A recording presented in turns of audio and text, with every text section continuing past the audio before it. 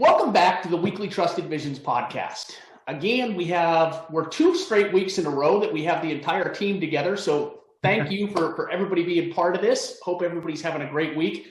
As we continue down this month's monthly topic of a channel breakdown of breaking down each channel within the financial services space, we're going into one that I'm sure David and Deb, you love. Shaun and I, we just kind of shake our head like, this is your arena, is the bank and financial institutions channel. And David, I'll never forget, we were working at a firm together and I was recruiting an advisor that was part of a bank. So I pulled you in because you were pretty much the lead of the financial institutions division. And you started talking about contracts and FI agreements and terminology. And I've recruited for 21 years of my life. And that stuff was way over my head and just way too technical. So I'll speak to a light level on all this, but I'm going to rely on you and Deb to talk through this. So let's jump right in. And this week, we're going to talk about that bank and financial institution. And similar to what we did last week of breaking down the advantages and disadvantages, we're going to do the same thing, just a little bit in a different order. And we're going to lean heavily on you throughout this podcast, David, because you lived and breathed this world and probably can guide and direct it and do the podcast yourself. But everybody likes seeing our pretty face too. So Shaun, let's talk about, again, similar to last week, the advantages to an advisor of being part of a bank or a financial institution. Sure. Some of the advantages that really stick out to me is number one is the credibility and trust aspect. Typically, most of these bank institutions have a solid name and reputation in the community. Clients are going to feel safer investing, as because of the confidence they have in the particular bank institution. I believe these banks do a good job, just from my experience, of establishing brand recognition in the community through community service and sponsorship opportunities. I know when my son was young and playing just little league baseball, there was a local bank that grabbed my attention because they jumped to every sponsorship opportunity we had.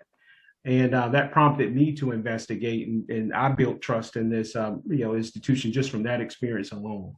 So I do think that credibility and trust is definitely a benefit. Listen, the obvious benefit here is the referral streams for an advisor. Having the ability to network internally, having direct access to clients makes the process of building a book of business much more streamlined. Benefits, when we talk about being an advisor in a lot of channels, you don't necessarily have those benefits, but with a bank platform, you typically have access to a 401k. You have access to health insurance. I know in some cases, for an advisor to have health insurance, sometimes that secures the deal. Also, just being in a team environment, having that camaraderie, having that brain power, so to speak, within the branch, I think is also another huge advantage of being a bank advisor. And so, one question for you, David, because again, you've been in this space, and anything you want to add about the advantages. But one question I have for you, when Shaun talks about credibility, we all know the bank that I'm speaking of. We won't mention names, but when on the flip side of that, when a bank goes through the turmoil of scams or whatever happened, I don't want to go into specifics. How does that impact a financial advisor when they're part of that bank? It can be a huge impact, because vice versa, when you're looking at being an advisor with an institution, one of the things they look at as far as any kind of an investment program, any kind of an advisor they associate with, the bank is really concerned about credibility and not having any media, whether negative media when it comes to an advisor, it's under investigation, anything that goes along with it. They don't want that. They definitely do not want their name, just as much as the financial institution, a bank or a credit union, does not want their name associated with negative things that go with investing, you name it, anything that's out there is associated with their individual program. It's also can be very detrimental for a financial advisor, if you're inside of an institution or dedicated to an institution that's having a lot of issues themselves. If they're having credibility issues and they're having their name in the media when it comes to negativity and things like that, that can inherently affect your book of business, not only for the recruiting side of it, retaining clients and being able to successfully build a book of business. It could be detrimental, almost to the point if your broker dealer decided to shut their doors. It could be that effective. Mm-hmm. And that's one of the things that we run into when you look at the credibility side. It's a big plus, but in some cases, as you've seen in the last few years, there's been a huge the negativity that goes around with bad publicity on that side could be a very big disadvantage when it comes to what you can do. And to kind of add to what Shaun talked about as far as some of the advantages, kind of piggybacking on our podcast from last week on wirehouses, when you're looking at trying to make a move and you're trying to get into the independent space and things like that, I've always looked at the financial institution world working with banks or credit unions. It gives you the availability of not only the different models at the institutional level, but it's kind of like going independent with a life preserver. You get the benefit of kind of being an independent advisor in a lot of cases, depending on how you affiliate. But it gives you the availability of becoming that bridge to the independent world, whether you're going through a different model at the broker dealer, going from a wirehouse to an independent, or if you're going from a wirehouse to a financial institution, or you're going from a captive insurance firm to a financial institution. A lot of the times you're going to get the availability of being a true financial advisor, focusing all your efforts on that, but also being able to have a little bit of a life preserver, not have to worry about overall expenses and things that go along with that.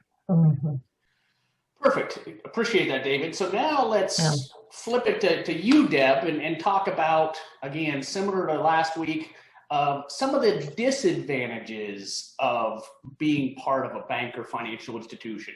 And again, you spent some time on that channel throughout your career, so would love to hear from you of some of those disadvantages from your perspective. Well, I think a lot of the disadvantages will probably fall in line with what we talked about from the wirehouse space last week, right, on our podcast. And that has to do with the number one thing would be, the payout, right, is typically going to be lower in the bank channel, depending upon, again, there's different platforms, different ways to affiliate, which I know David is going to cover later. But if you're a true employee of the bank, right, you're going to definitely feel that lower payout versus maybe if you work more on the independent contractor side and rent space from the bank, you might have a little bit higher one. But it's still not going to be as high, right, as if you were fully independent. So you've got that payout, which is a disadvantage as you're growing and building your book of business, and the more experience you get in the industry, and the fact that you don't own your book of business, right? I mean, that's always a key thing that advisors go back to when they get to that certain level of wanting to own their business. And while, Shaun did a great job of the advantages, right, of being with a bank and being able to grow and build your book of business through the referrals, and, you've got kind of that prestige, if you will, and there's a lot of positives that go along with that. At the end of the day, what are you giving up? You're giving up the fact that you own your business for the most part in these channels, and payout, right? You're not getting as much as you would be if you were out on your own. And again, just depending upon the affiliation models. And again, that to me is kind of the big things.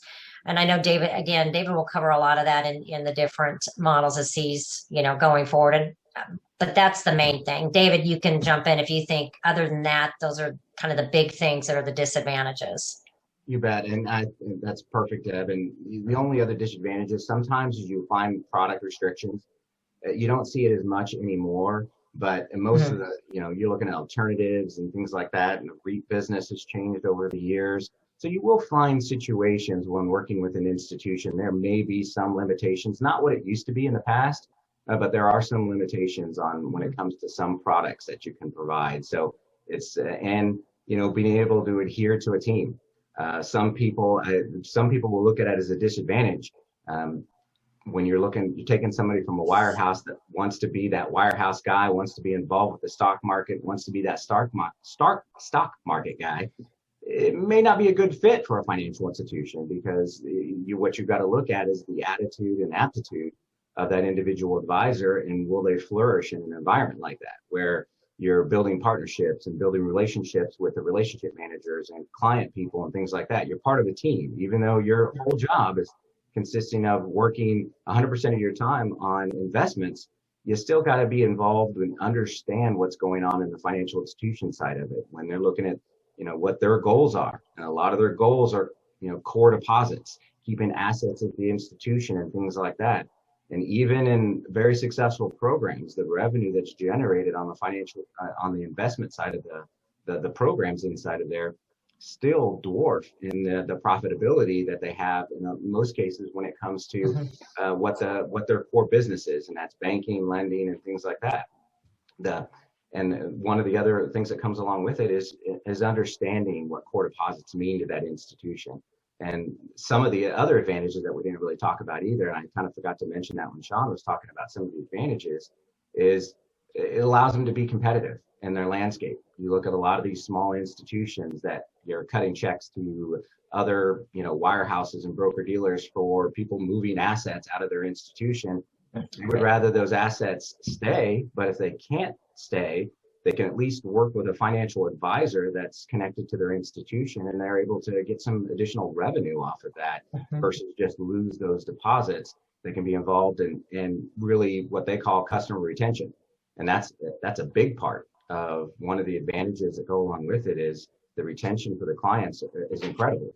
For them, when you look at them having a checking or savings accounts, they're 90% likely they could change institutions in a heartbeat if that's the only relationship they have. But once you add one investment program to one of your bank or credit union clients or members, that's going to take your customer retention and get it in the 30% range of them not leaving that institution, because now they're a little bit more even stickier because working with the investment program. So gives them some advantages and some disadvantages kind of thrown in there at the same time. Hey, David, to that point, when we speak about some of the disadvantages, I know you can affiliate, as Deb mentioned, several different ways within a bank or financial institution. And in most cases, if an advisor joins a bank or financial institution, whatever practice or book that they bring, they can take with them. But as they build that up, that book, my assumption is, and again, I haven't spent a lot of time in this space. That's why we're such a great diversified team. But as they build that book up, my assumption is most of those clients that financial advisor is working with, if not all of them, are bank clients as well. So they bank at Wells Fargo or Bank of America. And so what's your opinion of disadvantage or advantage of if that advisor ever wants to leave? My assumption is those clients typically aren't going, because that would mean they'd have to change banks for their banking as well as their wealth management. Is that a fair statement there, or what are your thoughts? Well, it's a little bit different, and it's really changed over the years. And I'm glad you brought that up, because that kind of leads into the next conversation when it talks to non-solicit, non-compete, and who owns the clients and the complexity that goes along with that. But kind of before I step into that, I'll kind of talk high level about really the change in the financial institution arena. When you're looking at banks and credit unions, a lot of people that just from lack of just not understanding the business, and it's changed a lot. 10, 15 years ago, there was pretty much what they called the dedicated programs. You were hired as a full-time financial advisor. You worked inside of the program. You adhere to the rules, guidelines. They owned all the clients. You were strictly an employee, just focusing on the investment side of the world. Everything changed when there was consolidation, not only with broker dealers, but there's been huge consolidation in the bank and credit union space for a number of years. And the affiliation models have changed. It has become not only complex, but also a lot more flexible when it comes to the independent, any kind of investment advisor that wants to affiliate with an institution. So when you look at that, you've got your what they call the dedicated model, which you are an employee of that institution. So you get the advantages of having, in most cases, health insurance, 401k. You get all the benefits of an employee of that institution. You work full time on the investment side of the world, And then and one of the disadvantages is your payout's a little bit lower. You may be 50, 60%, and there may be a grid that you work on. The more you do, the more you get paid on that side of it. And then in some cases on that side of it, 100% of those clients are the financial institution, especially in a larger program. If they got a number of advisors, that means they can fundamentally move those clients to other financial advisors, and you run into the same type of situation you have with a wirehouse of when it comes to ownership. Then a very popular model, and I'll talk a little bit more about the non-solicit after I get to this next model. And one of the other big models that's become extremely popular, especially in the last 10, 15 years with all the consolidation, is what they call the independent model, where you're an independent advisor. You can be an independent advisor working for any institution that has some kind of an agreement they can put into play, a networking agreement with that financial institution. You can be an independent advisor, have your own placard. You can be an independent advisor, and you live in a small community, and you want to work with a bank and or credit union locally that doesn't have an investment program. For them, it's a tremendous cost savings, because hiring a full-time employee, there's a lot of overhead costs along with that. Partnering with an independent advisor locally for them to come in maybe once, twice, 3 times a week to work with clients, to set appointments, things like that, and offer a service that gives them customer retention that they wouldn't have by not offering and the investment suite of products. It gives them that huge competitive edge, and it's low cost, cost them nothing to put those agreements in place and work with that individual advisor. And a lot of times that advisor can piggyback on their marketing department to help them market to not only their members and their clients inside that institution to basically get more clients for the advisor. And then in that particular situation, there's usually a revenue share. In most cases, it's usually 80-20. 80% goes to the advisor, which is still a huge lion's share, and 20% goes to the institution. For them, they're getting non-interest income, so they're getting revenue to their bottom line, and really there's no overhead cost for them. And as far as having a relationship with the institution, it's huge. They're able to offer this very valuable service to their clients and their members, and all they do is get paid on the revenue stream that goes along with that particular institution. So that's been very popular, and a lot of people don't even realize that that option even exists. But with all that flexibility and with a lot of those affiliation opportunities you have with those institutions, you hit the nail on the head, Jeremy, when you're talking about who owns the clients. That is the biggest key and the biggest complexity that goes along with working with a financial institution, whether it's a bank or it's a credit union. You've got your non-solicit, non-compete.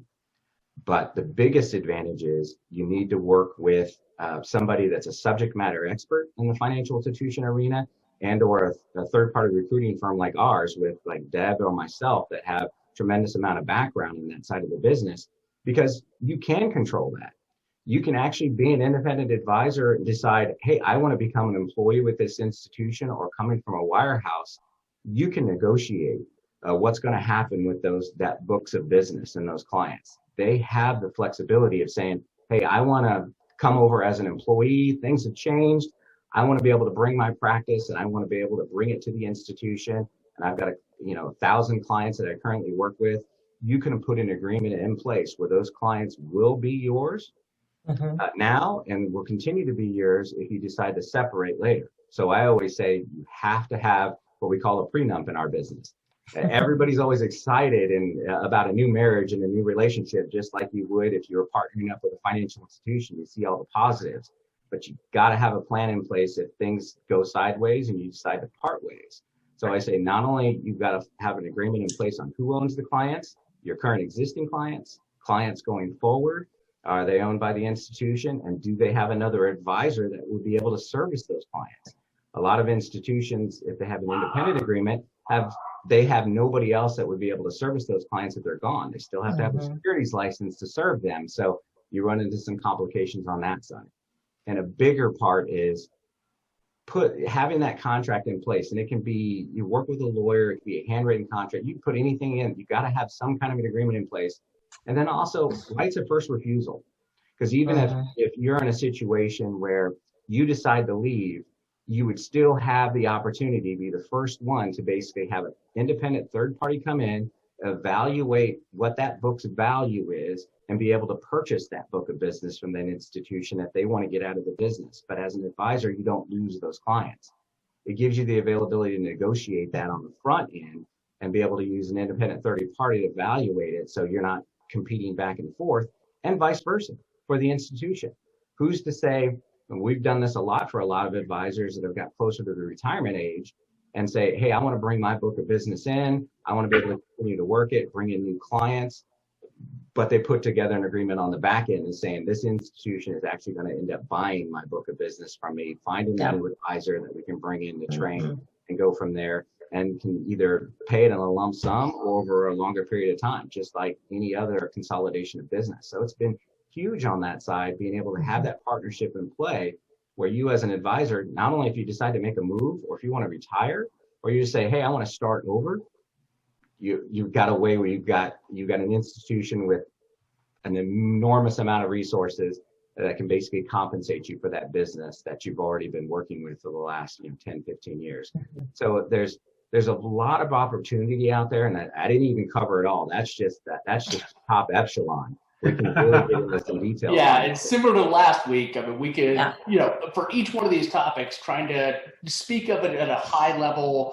I mean, if we really dug in deep, and I know this is you and Deb's passion, we could spend hours upon, especially this one, because as you mentioned, networking agreements. And we apologize, David, for you having to take the lion's share of this week's. But like I said, having worked with you in the past, when you started talking about that networking agreement, and I don't even remember how many pages that thing was, but you started talking in the 50 to 100 pages. I was like, yeah, that's all you. So any questions that anybody has, as David mentioned, when you're looking at this channel, I'm not saying that other channels it's not just as vital, but it's vital, especially when you're looking at this channel, to work with subject matter experts or firms like Trusted Visions, because there's so many nuances and things to navigate through that, again, in my 21 years, I don't even know all of them. And that's why I love the diversity of our team. But I would say, and I'm sure you guys would agree, if you're looking at this channel or interested in this channel, have a conversation with a firm like ours. If you have questions, please don't hesitate to email at info@trustedvisions.com. I'll be the first to admit I will hand that off to David or Deb and not even try and go down that path. But if you have questions, or if you'd like to schedule a consultation, go to our website at trustedvisions.com. Right on the front page, there's a schedule a consultation that will schedule directly with David or Deb. We hope that you've enjoyed this week's podcast of the Bank and Financial Institution channel. Next week, we will go into the next segment, which is the Independent channel. If you have any questions, feel free to comment on our LinkedIn page. Hope everybody has a great week.